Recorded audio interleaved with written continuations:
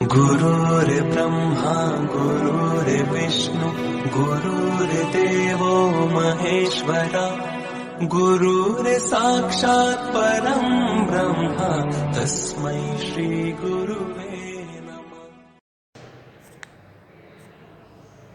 Good morning विद्यार्थी मित्रों, आज આપણે ઠાર બિંદુમાં અવનયન અથવા તો ઠાર બિંદુમાં ઘટાડો કે ઠાર બિંદુનું અવનયન છે એની ચર્ચા કરવી છે।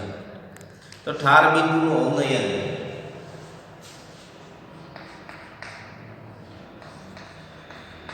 ઠાર બિંદુનું અવનયન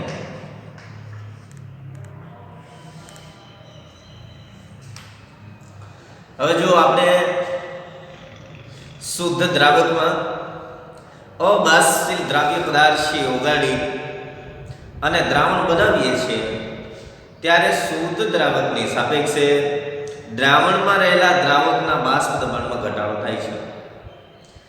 શુદ્ધ દ્રાવકની સાપેક્ષે દ્રાવણમાં રહેલા દ્રાવકનું બાષ્પ દબાણ ઘટે છે, જે ઠાર બિંદુમાં થતા ઘટાડામાં પરિણમે। એનો અર્થ એવો થયો કે ઠાર બિંદુમાં પણ ઘટાડો છે થાય છે। તો બાષ્પ દબાણ ઘટે છે, એની સાથે સાથે ઠાર બિંદુ છે એ પણ ઘટે છે।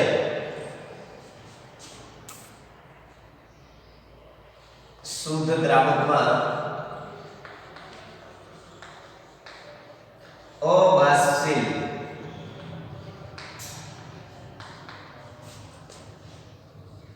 દ્રાવ્ય ઓગાળી દ્રાવણ બનાવવામાં આવે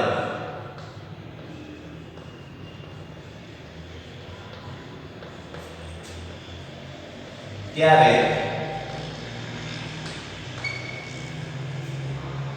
શુદ્ધ દ્રાવકની સાપેક્ષે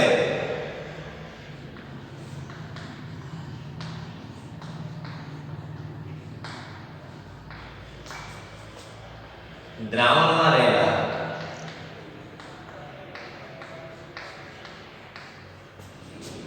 દ્રાવકના બાષ્પ દબાણમાં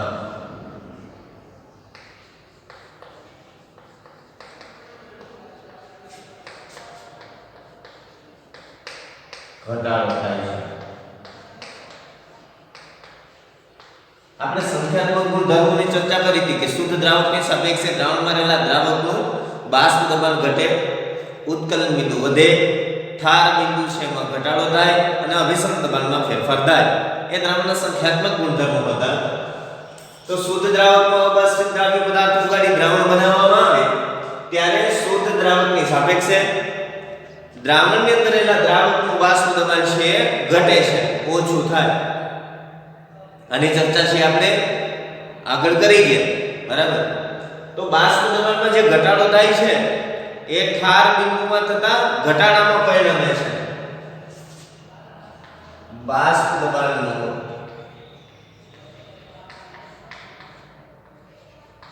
આ ઘટાડો ઠાર બિંદુમાં થતો ઠાર બિંદુના ઘટાડામાં પરિણમે છે। એનો સીધો અર્થ એવો થયો કે શુદ્ધ દ્રાવકની સાપેક્ષે દ્રાવણ છે એનું ઠાર બિંદુ ઘટે છે। શું કામ એમ ઘટે છે? તો કે ભાઈ બાષ્પ દબાણ ઘટે છે। તો ઠાર બિંદુ નો વિચાર કરો તો કોઈ પણ પદાર્થ એના ઠાર બિંદુએ એની ઘન કલા અને પ્રવાહી કલા જે છે એ એકબીજા સાથે સંતુલન સ્થિતિમાં હોય। પદાર્થના ઠાર બિંદુએ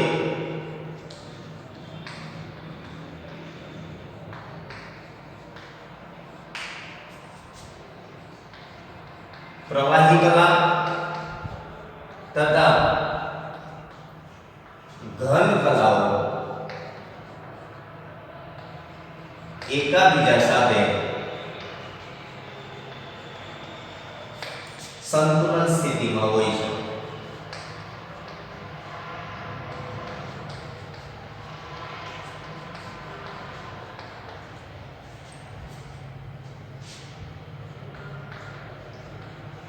પદાર્થના ઠાર બિંદુ એ પ્રવાહી કલા તથા ઘન કલા એકબીજા સાથે સંતુલન સ્થિતિમાં હોય છે એટલે શું?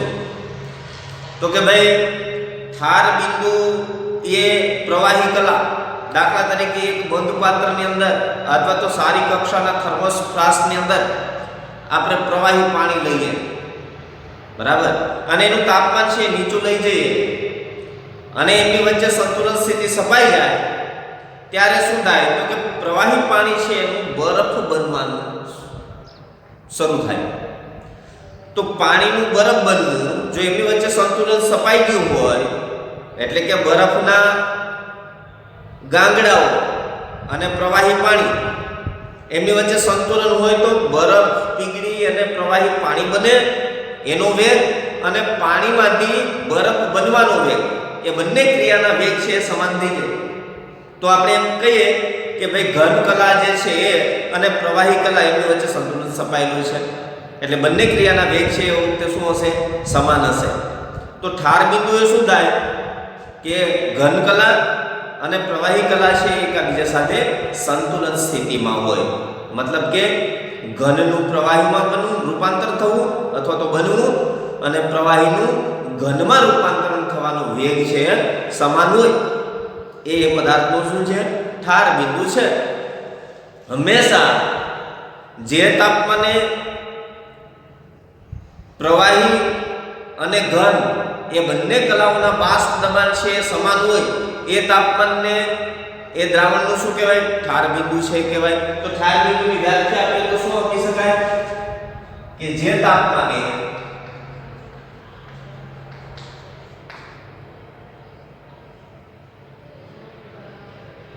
પ્રવાહી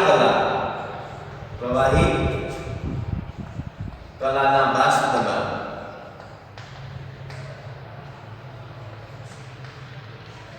જે તાપમાને પ્રવાહી કલાના બાષ્પ દબાણ તથા શુદ્ધ ઘન કલાના બાષ્પ દબાણ સમાન હોય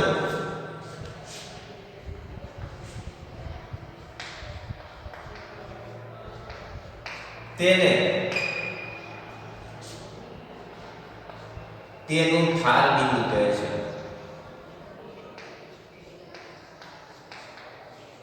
તો એનો અર્થ એવો થયો કે ઠાર બિંદુ એ પ્રવાહી કલા અને શુદ્ધ ઘન કલા જે છે એના બાષ્પ દબાણ છે સમાન છે. તો કયું એવું તાપમાન છે કે જ્યારે પ્રવાહી કલા એ શુદ્ધ ઘન દ્રાવક છે એના બાષ્પ દબાણને સમાન થાય તો એનું ઠાર બિંદુ છે કહેવાય. તો એનો અર્થ એવો થયો કે જે તાપમાને પ્રવાહી કલાના બાષ્પ દબાણ તથા શુદ્ધ ઘન કલાના બાષ્પ દબાણ જે છે એ સમાન હોય અથવા તો સમાન થાય તે તાપમાનને તે પદાર્થનું અથવા તો તે દ્રાવણનું ઠાર બિંદુ છે કહેવાય. હંમેશા કોઈ પણ દ્રાવણ છે ક્યારે ઠારણ પામે? તો કે જ્યારે એનું બાષ્પ દબાણ એટલે એ દ્રાવણનું બાષ્પ દબાણ શુદ્ધ ઘન કલા જે છે, શુદ્ધ ઘન દ્રાવક એના બાષ્પ દબાણ છે એને સમાન થઈ જાય ત્યારે કોઈ પણ દ્રાવણ છે એ ઠારણ પામે. કોઈ પણ દ્રાવણ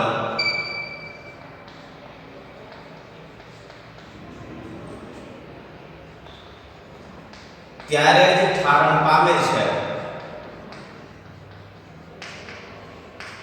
કે જ્યારે તેનું બાષ્પ દબાણ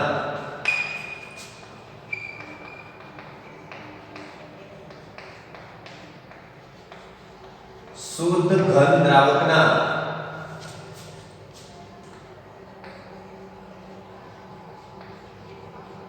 બાષ્પ દબાણને સમાન થાય.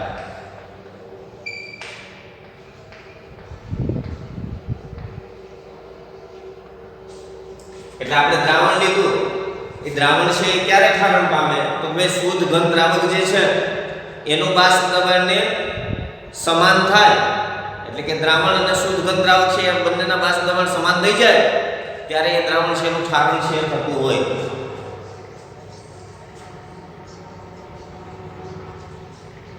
સામાન્ય રીતે આપણે શું કરીએ છીએ કે શુદ્ધ દ્રાવક જે છે એની અંદર અબાષ્પિત દ્રાવ્ય પદાર્થ છે ઉગાડીએ તો અબાષ્પિત દ્રાવ્ય પદાર્થ ઉગાડવાથી દ્રાવણમાં દ્રાવક છે એનું બાષ્પ દબાણ છે એ ઘટશે એટલે શું થશે ઠાર બિંદુ પણ ઘટશે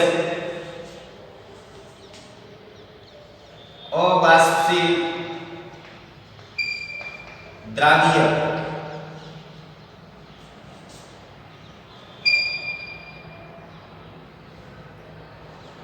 શુદ્ધ ઘન દ્રાવકમાં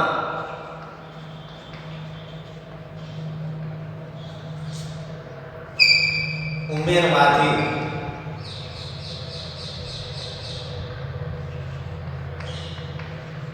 બાષ્પ દબાણમાં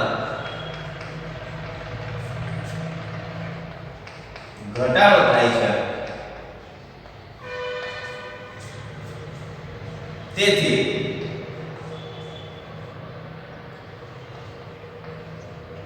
ઠાર બિંદુમાં ઘટાડો થાય છે જેને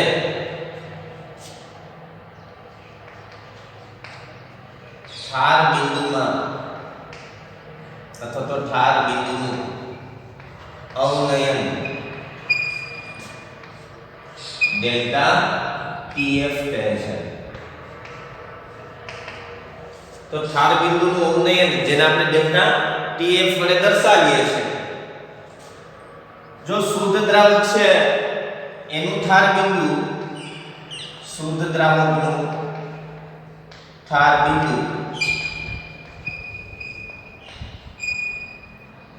TF 0 હોય તથા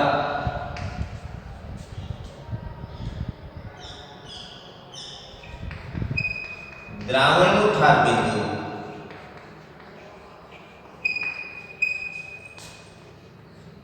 TF હોય તો ઠાર બિંદુમાં અવનયન અથવા તો ઘટાડો ઠાર બિંદુમાં અવનયન ડેલ્ટા TF નીચે મુજબ દર્શાવી શકાય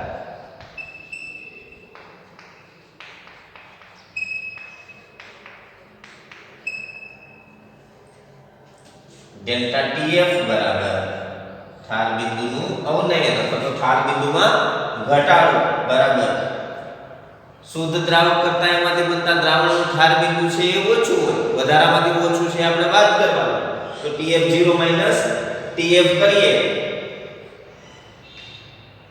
દ્રાવણનું ઠાર બિંદુ ઓછું છે વધારામાંથી ઓછું વાત કર્યું TF 0 TF પેલામાં TE TE 0 હતા બરાબર ઉત્કલન બિંદુનું ઉન્નયન છે એની અંદર આની અંદર ડેલ્ટા TF બરાબર TF 0 TF છે બરાબર આના સમીકરણ નંબર 1 આપ્યું તો ડેલ્ટા TF છે ઠાર બિંદુનું અવનયન દર્શાવે ઠાર બિંદુમાં ઘટાડો દર્શાવે TF 0 શુદ્ધ ઘન દ્રાવક છે એમનું ઠાર બિંદુ છે એનું સૂચન કરે TF છે દ્રાવણના ઠાર બિંદુનું સૂચન છે કરે છે આપણે જાણીએ છીએ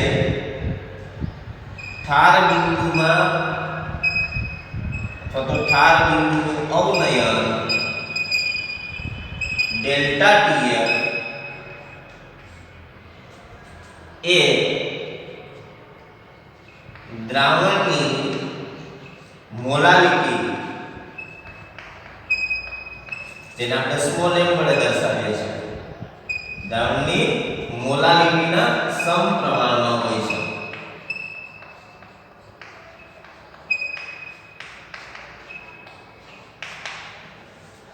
તો મંદ દ્રાવણ માટે ઠાર બિંદુનું અવનયન ડેલ્ટા TF એ દ્રાવણની મોલાલિટી m ના સમપ્રમાણમાં હોય છે therefore delta TF is proportional to small m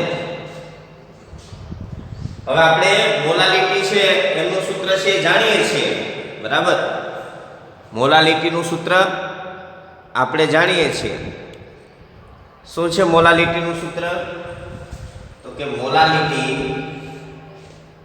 small m બરાબર 1000 ગુણ્યા દ્રાવ્યનું દળ ગ્રામમાં.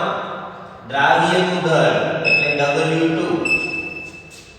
દળ માટે W સંજ્ઞા વાપરીએ છીએ અને દ્રાવ્ય માટે 2.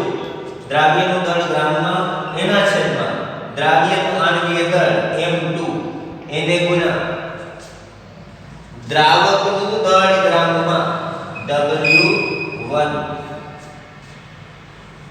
અહીંયા બાજુમાં લખવું તો આપણે લખી શકીએ કે જ્યાં W2 દ્રાવ્યનું દળ ગ્રામમાં દર્શાવે છે, M2 દ્રાવ્યનું આણ્વીય દળ છે એનો નિર્દેશ કરે છે, W1 દ્રાવકનું દળ છે એનું સૂચન કરે છે.